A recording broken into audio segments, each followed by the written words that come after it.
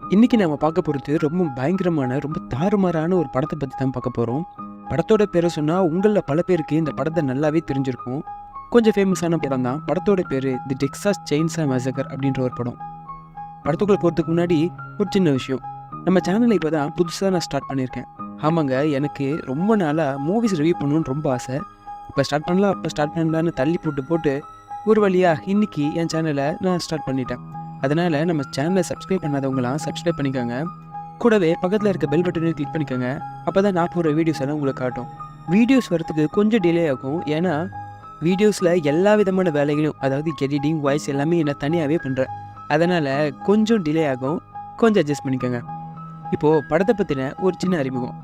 இந்த படம் 1974 முதல்ல வெளியாச்சு. அப்போவே இந்த காலத்துலேயே விஎஃப்எக்ஸ், கிராஃபிக்ஸ் எதுவுமே இல்லாமல் படத்தை ரொம்ப தாறுமாறாக பயங்கரமாக எடுத்திருப்பாங்க. அதனால் என்னமோ படம் நல்லா பெரிய அளவுக்கு ஹிட் ஆகி நல்ல வசூலையும் கொடுத்துச்சு. அதுக்கப்புறம் அதோடைய அடுத்தடுத்த பாகங்களும் வெளியாச்சு. ஆனால் இன்றைக்கி நம்ம பார்க்க போகிறது அந்த பார்ட் கிடையாது. இன்றைக்கி நம்ம பார்க்க போகிறது 2006 வெளியான தி டெக்சாஸ் செயின்சா மேசக்கர் அப்படின்ற படம். நான் ஏன் பர்டிகுலராக இந்த படத்தை எடுத்தேன்னா, ஏன்னா இந்த வரிசையில் எனக்கு பிடிச்ச படம், நான் ஃபஸ்ட்டு பார்த்த படம் இந்த படம் தான்.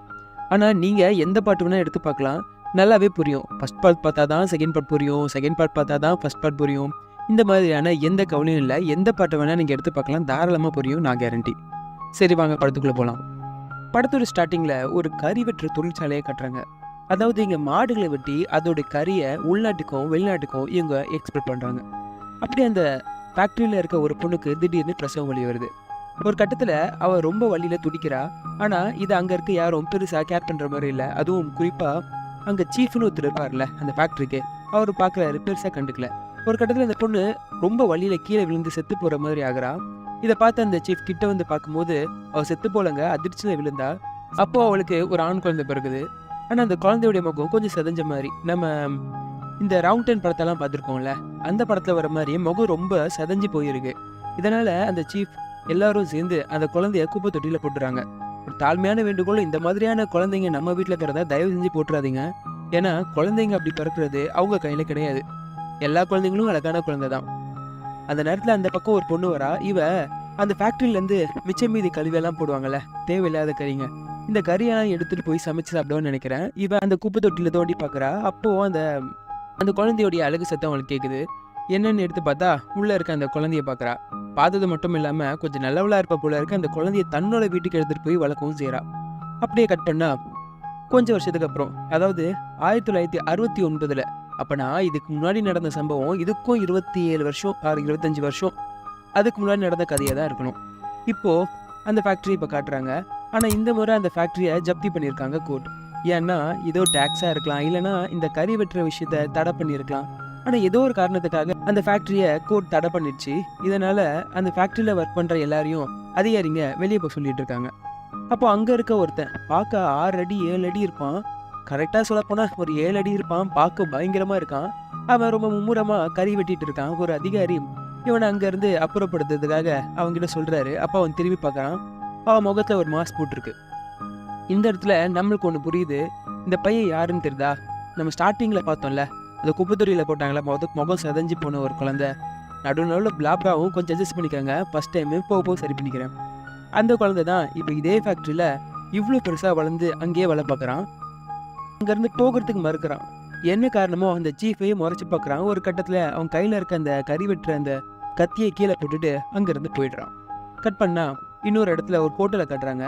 அங்கே 2 கப்பிள்ஸ் இருக்காங்க. இவ தான் இந்த படத்துடைய ஹீரோயின். அவளுடைய லவ்வர்.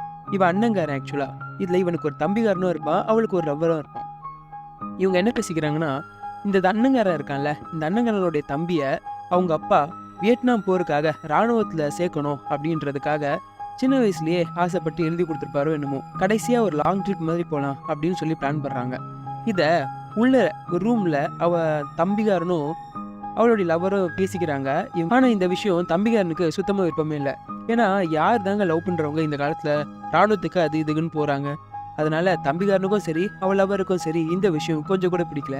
அதனால் அவங்க கொஞ்சம் வருத்தப்படுறாங்க. இப்போ மறுபடியும் நம்ம ஃபேக்ட்ரியவே கட்டுறாங்க. ஃபேக்ட்ரியை க்ளோஸ் பண்ண சொன்னதால நம்ம சீஃப் எல்லாத்தையும் க்ளோஸ் பண்ணிட்டு இருக்காரு. அந்த நேரம் பார்த்து அவர் பின்னாடி யாரும் நிற்கிறாங்க. யாருன்னு திரும்பி பார்த்தா நம்ம முகமுடி போட்டுவேன். நீ ஏன்டா இன்னும் நிற்கிற? அதான் நம்ம ஃபேக்ட்ரியை க்ளோஸ் பண்ணியாச்சே, நீ வேற எங்கேயா வேலை பாருன்னு சொல்ல அவ என்ன கோவத்துல இருந்தானோ தெரியல, அவ திருமண நேரம் பார்த்து அந்த டேபிள் கிட்ட இருக்க ஒரு சுத்தி எடுத்து அவர் காலிலே ஒரு போடுங்க. அதுக்கப்புறம் நம்ம சீஃப் தவறி கீழே விழுவாரு. அப்போன்னு பார்த்து அவர் மண்டையிலே ஒரு போடு. அந்த இடத்துலயே சம்பவம் பண்ணிடுவான் நம்ம முகமூடி போட்டவன். இப்போ பக்கத்துல இருந்து ஒரு மிஷின் எடுப்பான். இந்த மிஷின் என்ன தெரியுமா? இதுக்கு பேர் செயின்சான்னு சொல்லுவாங்க. அமெரிக்கால இந்த மிஷினை மரங்களை வெட்டுறதுக்காக இருக்கிற ஒரு ரம்பம் மாதிரி. இதை ஏன் பர்டிகுலரா சொல்றேன்னு தெரியுமா? இந்த பேரை இந்த படத்துக்கே வச்சிருப்பாங்க, செயின்சா மெசாக்கர் அப்படின்னு சொல்றாங்கல்ல. அதுல இந்த செயின்சான்றது இதுதான். ஃபர்ஸ்ட் பார்ட்ல இருந்து எல்லா பார்ட்லயும் நீங்க இந்த கருவியை பார்க்கலாம். இந்த கருவியை எடுத்துட்டு அவன் அங்கிருந்து நடந்து போறான். இப்போ பிளான் பண்ண மாதிரியே நம்ம 2 கப்பிள்ஸையும் காட்டுறாங்க. இவங்க பிளான் பண்ண மாதிரி ஒரு ட்ரிப் மாதிரி போயிட்டு இருக்காங்க. அப்போன்னு பார்த்து நம்ம அந்த நேரம் பார்த்து இந்த அமெரிக்கால ஒரு ரவுடி கும்பல் இருக்கும். அந்த காலத்துலலாம் ரவுடிங்க இப்படிதான் பைக்ல போவாங்க போல. இந்த ரவுடி கும்பல் அங்க வந்து நம்ம 2 கப்பிள்ஸ் கிட்டையும் கொஞ்சம் தகராறு பண்றாங்க. ஆனா பெருசா ஏதோ சம்பவம் நடக்கல. அவங்க அங்க இருந்து போயிடுறாங்க. இப்போ இன்னொரு கேரக்டர் காட்டுறாங்க. ஒரு வீட்டுக்கு முன்னாடி ஒரு போலீஸ் நிக்கிறாரு. அந்த வீட்டுக்குள்ள இருக்கவங்க யாருன்னு காட்டல. ஏதோ ஒரு காரணத்துக்காக அந்த போலீஸ் அந்த வீட்டுல இருக்கவரை தன்னுடைய போலீஸ் ஸ்டேஷனுக்கு கூட்டிட்டு போயிட்டு இருக்காரு. அந்த நேரம் பார்த்து நம்ம முகமூடி போட்டவன் கையில அந்த ரத்தத்தோட அந்த ரம்பத்தை தூக்கிட்டு நடந்துட்டு இருக்கான். இதை பார்த்த போலீஸ் ஏதோ டவுட்டா இருக்கு, நான் உன்னை என்னன்னு கேட்கிறேன், நீ காருக்குள்ளேயே ஏறுன்னு சொல்ல அந்த முகமூடி போட்டவன் பின்னாடியே போய் துப்பாக்கி எடுத்து நீட்டி உன்னோட கையில இருக்க வெப்பனை கீழே போடு, நீ எங்க இருந்து வரேன்னு கேட்டுட்டு இருக்கும் போதே நம்ம கார்ல இருக்க அவன் அந்த துப்பாக்கி ஒன்று இருக்கும். அதாவது போலீஸ்காரன் வெளியே போகும்போது அவரோட இன்னொரு பிஸ்டலை அதுக்குள்ளே வச்சிருப்பா, கொஞ்சம் பெருசாகவே இருக்கும். அந்த பிஸ்டல் எடுத்து போலீஸ்கார பின்னாடியே சுற்றுவான். சம்பவ இடத்துலயே நம்ம போலீஸ்கார் செத்து போயிடுவான். இப்போதான் இந்த வில்லனுடைய முகத்தையே காட்டுறாங்க. இவன் அந்த செத்து போன அந்த போலீஸோடைய கேப்பு, அவனுடைய பேட்ஜ் இதெல்லாம் எடுத்துட்டு அவனுடைய கார்லயே தன்னுடைய வீட்டுக்கு போகிறான். அங்கே போய் தன்னை ஒரு போலீஸ் மாதிரியே அவன் ட்ரெஸ் பண்ணிட்டு, ஆக்சுவலாக இல்லை இனிமே அவன் போலீஸ் மாதிரி நடிப்பான் போல, அதனால இவனை கெட்ட போலீஸ்னு நம்ம சொல்லலாம். அந்த குப்பை தொட்டியில் விழுந்த அந்த குழந்தைய எடுத்து போய் வளர்ப்பால, அவள் தான் இங்கே வயசாகி இந்த தாய் கிழவியா இருக்கா. அவளுடைய ஹஸ்பண்ட் தான் இந்த கிழவன். ஆக்சுவலி இவங்களுடைய பையன் தான் இந்த கெட்ட போலீஸ். இவங்க கூடயே அந்த முகமூடி போட்டவனும் வளர்ந்துட்டு வரான். அப்பனா அந்த கெட்ட போலீஸும் முகமூடி போட்டவனும் கிட்டத்தட்ட அண்ணன் தம்பி மாதிரி. கட் பண்ண நம்ம ஜோடிங்களை கட்டுறாங்க. இவங்க இந்த ட்ரிப்பு போகிற வழியில் கொஞ்சம் ஓய்வு எடுக்கிறதுக்காக ஒரு பார் மாதிரி ஒரு இடத்துல டைம் ஸ்பெண்ட் பண்ணுறாங்க. ஆக்சுவலி இந்த பாரை யார் நடத்துகிறாங்கன்னா நம்ம தாய் கிழவி தாங்க நடத்திட்டு இருக்கா. ஆமாம், அந்த கெட்ட போலீஸ் இருக்கான்ல அவனுடைய அந்த அம்மாக்காரி தான் இந்த பாரையும் நடத்திட்டு இருக்கா. நம்ம ஹீரோயினும் தம்பிகாரனுடைய லவரும் அந்த பார்க்குள்ளே போயிட்டு இருக்காங்க. அப்போ அங்கே 2 பேரை பார்க்குறாங்க. அவங்க யாருன்னா, இதுக்கு முன்னாடி அவங்க கிட்ட சண்டை போட்டு தகராறு பண்ணிட்டு இருந்தாங்கல்ல ரவுடி கும்பல், அவங்களுடைய தலைவியும் அவளுடைய லவர் அந்த தலைவனும் உள்ளே இருக்காங்க. இதை பார்த்தா நம்ம ஹீரோயினும் நம்ம லவரும் இவங்க கிட்ட எதுக்கு வம்புன்னு சொல்லி கொஞ்சம் ஒதுங்கியே போகிறாங்க. அப்போது நம்ம தம்பிகாரனுடைய லவ்வர் கொஞ்சம் சோகமாக இருக்கா. நான் இதை மாதிரி என்னுடைய லவ்வரை விட்டு போக எனக்கு மனசே கிடையாது. ஆக்சுவலாக அவன் இந்த மாதிரி போருக்கு போகிறது எனக்கு விருப்பமே இல்லைன்னு சொல்ல, அதெல்லாம் ஒன்றும் இல்லாடி பார்த்துக்கலாம் விடு, நான் வேணும்னா என்னுடைய லவ்வர்கிட்ட பேசுகிறேன் அப்படின்னு அவள் சொல்கிறான்.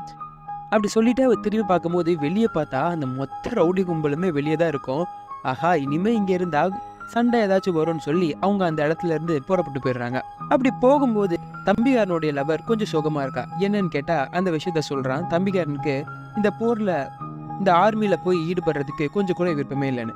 ஆனா அண்ணங்காரன் விட்டுற மாதிரி இல்லை. நம்ம அப்பாவுடைய ஆசை இதுதான், நீ இதுல எப்படியாச்சும் சேரணும் அப்படின்னு சொல்ல தம்பிகாரன் கோவப்பட்டு, நீ இருந்ததை செய்வியா, நீ ஒரு கோலை, உனக்கு போக தைரியம் இல்லாம என்ன அனுப்புறேன்னு சொல்லி அவங்களுக்குள்ள ஒரு சின்ன சண்டை மாதிரி வருது. பின்னாடி ஒரு துரத்துட்டே வராங்க. யாருன்னு பார்த்தா அந்த ரவுடிகாரன் இருக்கால அவள் லவர், அந்த கேங்குக்கு தலைவி, ஃபாலோ பண்ணிட்டே வந்துட்டு இருக்கா. இதை பார்த்து நம்ம ஹீரோயினுடைய லவர் அந்த அண்ணங்காரனுக்கு கொஞ்சம் டென்ஷன் ஆயிடுறா. அவனுடைய கார்லேயே ஒரு பிஸ்டல் வச்சிருப்பான் போல. அதை எடுத்து அந்த பொண்ணை சுட போக முன்னாடி ஒரு மாடு இருக்கும். அந்த மாடை பார்க்காம இவனுங்க கார் எடுத்துட்டு போய் அதில் மோதி அந்த இடத்துலயே கார் ஆக்சிடென்ட் ஆயிடுது. ஆக்சிடென்ட் ஆனதுல நம்ம ஹீரோயின் எங்கேயோ ஒரு இடத்துல பிளவில மற்ற 3 பேருக்கும் செம்மையா பலத்தாடி. நம்ம அண்ணங்காரன் மற்ற 2 பேரும் செக் பண்ணி பார்த்துருக்க அந்த நேரம் பார்த்து பின்னாடி அந்த பொண்ணு நிற்கிறா பிஸ்டலை வச்சுட்டு. யாருடி நீ, எங்கடி 2 எங்கேயும் போட்டு துரத்துட்டே இருக்கன்னு கேட்க, அதுக்காக உங்ககிட்ட இருக்க எல்லாம் தாண்டா எனக்கு வேணும்னு கொஞ்சம் வில்லத்தனம் பண்றா. இந்த நேரம் பார்த்து அங்க ஒரு போலீஸ்கார் வருது. யார் இறங்குறாருன்னா நம்ம கெட்ட போலீஸ் தான் அங்க இறங்குறான். இறங்குனதுமே என்ன எதுன்னு கேட்காம நம்ம அந்த ரவுடிகார பொண்ணு ஒரே சுடு அந்த சம்பவ இடத்துலயே அந்த பொண்ணு செத்து போறா. அதுக்கப்புறம் அவங்க 3 பேரையும், அந்த அண்ணங்காரன், தம்பிகாரன், அவளுடைய லவர், நம்ம ஹீரோயின் தான் வேற இடத்துல வீசி விழுந்திருப்பாள் மயக்கத்தில். அவங்க 3 பேரும் என்கொயரி பண்ணுறா. நீங்கள் யார், எங்கேருந்து வரீங்க, உங்களை பார்த்தா சந்தேகமாக இருக்கேன்னு அவங்க பர்சு முத கொண்டு எல்லாத்தையும் பார்க்குறான். சரி, உங்களை நான் என்னுடைய இடத்துக்கு கூட்டிகிட்டு போய் தான் நான் உங்களை விசாரிக்கணும் அப்படின்னு சொல்லி ஒரு போலீஸ் மாதிரியே அவங்கள அங்கேருந்து கூட்டிகிட்டு போகிறான். அந்த செத்து போன அந்த பணத்தையும் அந்த கார்லேயே தம்பிக்காரனை வச்சு ஏற்ற சொல்லிட்டு மொத்தமாக எல்லோரும் அங்கேருந்து கிளம்பி போகிறாங்க. இதெல்லாம் தூரத்துலேருந்து நம்ம ஹீரோயின் பார்த்துட்டு இருக்கா. அவங்க போன பிறகு அந்த ஆக்சிடென்ட் காரில் ஏதாவது கிடைக்குமான்னு போய் பார்க்குறான். அந்த நேரம் பார்த்து இன்னொரு கார் அங்கே வருது. அது யாருன்னா நம்ம தாய்க்கிழமை வீட்டுக்காரர் இருப்பான்ல அந்த கிழவன். அவன் ஒரு கொக்கி போட்டு ஒரு வண்டி எடுத்துகிட்டு வருவான். இந்த வண்டி எதுக்குன்னா நம்ம ராங் டர்ன் படத்துலலாம் அந்த வில்லனுங்க ஒரு வண்டி எடுத்துகிட்டு வருவானுங்கள்ல, காரில் ஆக்சிடென்ட் ஆகிடுச்சுன்னா இழுத்துட்டு போகிற அந்த மாதிரியான ஒரு காரை தான் அவன் அங்கேருந்து எடுத்துகிட்டு வருவான். இதை பார்த்தா நம்ம ஹீரோயின் சந்தேகப்பட்டு காருக்குள்ளே ஒளிஞ்சுப்பா. இது தெரியாமல் அந்த கிழவனும் அந்த கார் எடுத்து அங்கேருந்து கிளம்பிடுவான். அந்த 3 பேரையும் நம்ம போலீஸ்கார் வீட்டுக்கு தான் கூட்டி வருவான். கூட்டி வந்ததும் அந்த 3 பேரையும் நீங்கள் உள்ளேயே இருங்கன்னு சொல்லி நம்ம மாஸ்க் போட்டு அந்த கொலைகாரன் இருப்பான்ல அவனை அங்கேருந்து கூப்பிட, உள்ளே இருந்த நம்ம அண்ணங்கார கொஞ்சம் தப்பிக்க ட்ரை பண்ணுறான். தப்பிக்க முடியாது, ஏன்னா கார் தான் க்ளோஸ் பண்ணியிருக்குல்ல. இப்போ தான் முதல்ல அவங்க எல்லாருமே அந்த கொலைகாரனை பார்க்குறாங்க. நம்ம முகமூடி போட்ட கொலைகாரனை பார்க்கவே பயங்கரமாக இருக்கான். வந்ததும் அந்த பணத்தை எடுத்துட்டு அவன் பேஸ்மெண்ட்டுக்கு எடுத்துகிட்டு போயிடுறான். இப்போ நம்ம ஹீரோயினோ அந்த காரில் நம்ம கிழவனோட அந்த இடத்துக்கு வந்துடுவா. ஆக்சுவலாக கிழவனுக்கு இந்த விஷயம் சுத்தமாக தெரியாது. இந்த பக்கம் நம்ம கெட்டவில்லை என்ன பண்ணுவான், அந்த 2 பேரையும் ஒரு கார் இருக்கும், காரில் வச்சுருப்பாங்கள்ல அந்த ஷெட்டில் கட்டி போட்டு கொஞ்சம் சித்திரவதம் பண்ணிகிட்டு இருப்பான். கட் பண்ணால் கிச்சனை கட்டுவான். கிச்சனில் நம்ம கிழமை தண்ணி குடிக்க ஃப்ரிட்ஜ் எடுப்பான். அப்போது அவன் வந்தான்ல அந்த காரோடைய சாவி, அதாவது ஆக்சிடென்ட் ஆன காருன்னு நினைக்கிறேன், அந்த சாவி எடுத்து ஒரு ஆங்கரில் மாட்டுவான். இதை அந்த டைனிங் டேபிள் கீழே ஆக்சுவலாக நம்ம தம்பிக்காரனுடைய லவ்வரை கட்டி போட்டு வச்சுருப்பாங்க. அவள் அதை பார்ப்பா. அப்படி பார்த்துட்டு பின்னாடி பாப்பா பாருங்க, உள்ள ரூமில் இருந்து நம்ம கொலைகார மாஸ்க் போட்டு வெளியே வருவான். பார்க்க பயமாக இருக்கும். அதை பார்த்து நம்ம தம்பிக்காரனுடைய லவ்வர் ஆன்னு கத்துவா. இதை பார்த்து அவனுக்கு பின்னாடியே போயிடுவான். இந்த பக்கம் வெளியே நம்ம தம்பிக்காரனையும் அண்ணங்காரனையும் நம்ம போலீஸ்காரன் சித்திரவதை பண்ணிட்டு இருப்பான். அதுவும் நம்ம தம்பிக்காரன் தான் நம்ம போரில் ஈடுபடுறல உனக்கு நான் ட்ரைனிங் கொடுக்குறேன்டா அப்படின்னு சொல்லி அந்த வெயிலில் உனக்கு தண்டால் எடு அப்படின்னு சொல்லி பின்னாடியே கயிறை வச்சு அவன் முதுகுலேயே அடிச்சிட்டு இருப்பான். இது எல்லாத்தையும் நம்ம தூரத்துல இருந்து நம்ம ஹீரோயின் கொஞ்சம் பார்த்துட்டு இருப்பான். ஆனால் அவளால் தனியாக காப்பாற்ற முடியாதுல்ல, அதனால உதவிக்கு யாராவது கூட்டிகிட்டு வரலான்னு சொல்லிட்டு அவன் அங்கேருந்து போவா. இந்த பக்கம் நம்ம போலீஸ் இல்லாத நேரம் பார்த்து நம்ம அண்ணங்காரன் எப்படியோ கை கட்டை எப்படியோ கலட்டி அங்கேருந்து தப்பிச்சிடுவான். நம்ம பக்கத்தில் நம்ம தம்பிக்காரன் தான் தண்டால் போட்டே ரொம்ப சோவாக இருப்பான்ல, அவனையும் எப்படியாச்சும் காப்பாற்றி அங்கேருந்து கூட்டிகிட்டு போவான். உள்ள நம்ம தம்பிக்காரனுடைய லவ்வர் கட்டி போட்டிருக்காங்களே அவளையும் காப்பாற்றணும்ல, அதுக்காக அவளை கட்டி போட்டுருந்தது கிச்சன் வழியாக உள்ளே என்ட்ராவான். அந்த நேரம் பார்த்து அந்த டைனிங் டேபிள் மேலே ஒருத்தி உட்காந்து பேசிகிட்டு இருப்பா. அவள் பார்க்க கொஞ்சம் குண்டா இருப்பா. குண்டா இருக்குன்னா நான் அடையாளத்துக்காக தாங்க சொல்கிறேன், குண்டுன்னு யாரையும் கேவலப்படுத்த இல்லை. நம்ம அண்ணங்காரன் உள்ளே என்ட்ரானதும் இவ ஒரே கத்த அந்த சவுண்டு நம்ம மேலே இருக்க கெட்ட போலீஸ்க்கு கேட்க அவன் அந்த துப்பாக்கி எடுத்துகிட்டு கீழே வருவான். அந்த நேரம் பார்த்து நம்ம அண்ணங்காரன் அந்த பொம்பளை அதை கொஞ்சம் அவள் உடம்பா இருப்பால அவளை அப்படியே இந்த டைனிங் டேபிளோடு சேர்த்து இந்த கதோடு சேர்த்து அப்படியே சாத்தி விட்டுருவான். உள்ளேயே நம்ம போலீஸும் வர முடியாமல் மாட்டிப்பான். அண்ணங்காரன் அந்த தம்பிக்காரனுடைய லவ்வரை காப்பாற்றிடுவான். அவளுக்கு தான் சாவி வச்ச அந்த இடம் தெரியும்ல, அந்த ஏற்கனவே இந்த கிணறு அந்த சாவி வைக்கும் போது தான் இவ பார்த்தால. ஸோ அதனால் அந்த சாவியையும் எடுத்துகிட்டு வெளியே போய் காரை ஸ்டார்ட் பண்ணி ரெடியாக வச்சுருப்பா. நம்ம அண்ணங்காரன் தம்பிக்காரனை எப்படியோ கூட்டிகிட்டு வருவான். அந்த நேரம் கார் ஸ்டார்ட் பண்ணி அவள் கிளம்பி போகிற அந்த நேரம் பார்த்து இந்த பக்கம் நம்ம போலீஸும் துப்பாக்கியோடையும் வருவான். இந்த பக்கம் அந்த மாஸ்க் போட்ட கெட்டவனும் ஒரு கொக்கி எடுத்துகிட்டு வருவான். தம்பிக்காரனுடைய லவர் எப்படியோ காரை ஸ்டார்ட் பண்ணி ஓட்டிகிட்டு இருக்க அந்த நேரம் பார்த்து ஒரு கொக்கியோட அந்த முகமூடி போட்டவன் அந்த பொண்ணு அப்படியே குத்தி வெளியே தூக்கி போடுவான். அந்த இடத்துல அவன் மயங்கி விழுந்துருவான். இந்த பக்கம் நம்ம அண்ணங்காரன் நான் எப்படியாச்சும் செத்தாலும் பரவாயில்ல, நம்ம அப்பாவுடைய கணவன் நீயாச்சும் காப்பாற்றி இங்கேருந்து எப்படியாச்சும் தப்பிச்சு போயிடுன்னு சொல்லி நம்ம தம்பிக்காரனும் இங்கேருந்து அப்படியே தப்பிச்சு போவான். அந்த நேரம் கீழே ஒரு அந்த பொரியெல்லாம் வைப்பாங்கல்ல, நம்ம விலங்கெல்லாம் வேட்டையாடுறதுக்காக வேட்டைக்காரங்க வச்சிருப்பாங்கல்ல, அதில் காலை வச்சு கால் அப்படியே அவனுக்கு வெட்டிக்கும். அவனால் ஓட முடியாமல் அந்த இடத்துல அவன் விழுந்துருவான். இதை அந்த சவுண்டை கேட்டு அந்த பக்கம் திரும்பி பார்க்குற அந்த நேரம் நம்ம போலீஸும் துப்பாக்கி எடுத்து நம்ம அண்ணங்காரனும் ஒரே போடுவான். அண்ணங்காரனும் அங்கேயே மயக்கடிச்சு விழுந்துருவான். கட் பண்ணா இந்த பக்கம் நம்ம ஹீரோயின் உதவிக்கு ஆளுக்காக ஓடி வருவாள். தூரமாக ஒரு பைக் வரதை பார்ப்பா. பைக்கில் யார் வராங்கன்னா நம்ம ரவுடிகார இருப்பான்ல, ஏற்கனவே அந்த ரவுடிகார பொண்ணு செத்துருவோம்ல அவளுடைய லவர், அவன் அங்கே வருவான். இவன் கிட்ட போய் இவன் நடந்த விஷயத்தெல்லாம் சொல்லி எனக்கு நீ எப்படியாச்சும் உதவுன்னு சொல்ல, நானே என் லவரை காணோன்னு இருக்கேன், இவ ஒருத்தி போடி அங்கட்டின்னு சொல்லி அவன் மதிக்காமல் போவான். அந்த நேரம் அவளுடைய லவ்வரை பற்றி சொல்லுவான். உன்னோட லவ்வரும் அங்கே தான் இருக்கான், நீ எப்படியாச்சும் காப்பாற்றிடலான்னு சொல்ல, சரி எனக்கும் வேற வழி இல்லை, நானும் பார்க்குறேன், நீ சொல்கிறது உண்மையாக இருக்கணும், இல்லைன்னா உனக்கு தான் ஆபத்துன்னு சொல்லி அவளை அங்கேருந்து கூட்டிகிட்டு போகிறான். இந்த நேரம் கட் பண்ணா பேஸ்மெண்ட்டில் நம்ம அண்ணங்காரனை காட்டுறாங்க. அண்ணங்கார கண்ணை முடிச்சு பார்க்க பின்னாடி ஒருத்திய அப்படியே தொங்க போட்டு கையை காலை வெட்டியிருப்பாங்க. அவள் யாருன்னா ஏற்கனவே துப்பாக்கியால் சுட்டு செத்து போயிருப்பாள் அந்த கேங்கோடைய தலைவி அவளை தான் அப்படி போட்டிருப்பான். இதை பார்த்தா அண்ணங்காரன் கத்துவான் பாருங்க. அப்படியே நம்ம முகமூடி போட்டவன் திருப்பி அவனை அடிச்சு அங்கேயே மயக்கம் போட்டுருவான். ஒரு வழியா நம்ம ஹீரோயின் அந்த ரவுடியை கூப்பிட்டுட்டு அந்த வீட்டுக்கு கரெக்டா வந்துருவா. நம்ம ரவுடிகாரன் நீ இங்கேயே இரு, நான் உள்ள போய் என்னன்னு பாக்குறேன்னு அங்கேருந்து கிளம்பி போவா. அந்த நேரம் நம்ம ஹீரோயின் வெளியே வெயிட் பண்ணிருப்பால, சுத்தி முத்தி பாப்பா. தூரத்துல ஒருத்தன் படுத்துட்டு இருப்பான். அது யாரும் இல்ல, நம்ம தம்பிகாரன். என்னன்னு போய் பார்த்தா அவன் கால் ஏற்கனவே அடிபட்டு இருக்கத பாப்பா. சரி நீ இங்கேயே இரு, நான் எப்படியோ அவங்களை காப்பாத்த உள்ள போறேன்னு சொல்லி அவ போவா. எப்படியோ ஒரு வழியா அந்த ஜன்னல் வழியா உள்ள எகிர் குதிப்பாங்க. குதிக்கிற சத்தம் கேட்டு நம்ம கிழவன், அதாவது அந்த தாய் கிழவியுடைய வீட்டுக்காரன் எழுந்து வந்து பார்ப்பான். அந்த நேரம் பார்த்து நம்ம ரவுடி கரெக்டா அவனுடைய காலையும் ஒரே சுடா சுடுவான். சம்பவ இடத்துலயே நம்ம கிழவன் காலில் சுடுபட்டு கீழே விழுந்து கத்துவான். இந்த சத்தம் எல்லாம் மேல இருக்க நம்ம கெட்ட போலீஸை கேட்டு கீழே இறங்கி வந்து பார்ப்பான். தன்னுடைய அப்பா ரத்த வெள்ளத்துல படுத்துட்டு இருக்கிறத பார்த்து கிட்ட போய் என்ன ஏதுன்னு பார்க்க, ரவுடியோ துப்பாக்கியோட பின்னாடி அவன் தலை மேலேயே துப்பாக்கி வச்சுட்டு, அசையாத, நீ அசைஞ்சா உன் மூளை செதறிடும், மரியாதையா என்னுடைய லவ்வர் எங்க இருக்கா நீங்க என்கிட்ட சொல்லுன்னு சொல்லி அவளை கேட்க, அவன் அப்படியே பொடிநடையா தலையில துப்பாக்கி வச்ச கையோட அப்படியே மேலே கிட்டிட்டு போவாங்க படிக்கட்டு வழியா. இந்த பக்கம் இந்த சத்தம் நம்ம மாஸ்க் போட்ட அந்த வில்லனுக்கும் கேட்டுரும். அவனும் அந்த கையில இருந்த அந்த ரம்பம் இருக்கும்ல, அதை எடுத்துட்டு மேலே வருவான். அந்த நேரம் பார்த்து நம்ம ஹீரோயின் கீழே நம்ம ஹீரோவை, அதாவது அந்த அண்ணங்காரனை காப்பாற்ற போவான். ஆனா அண்ணங்காரன் கையெல்லாம் அடிபட்டு வெட்டுப்பட்டு படுத்துட்டு இருப்பான்.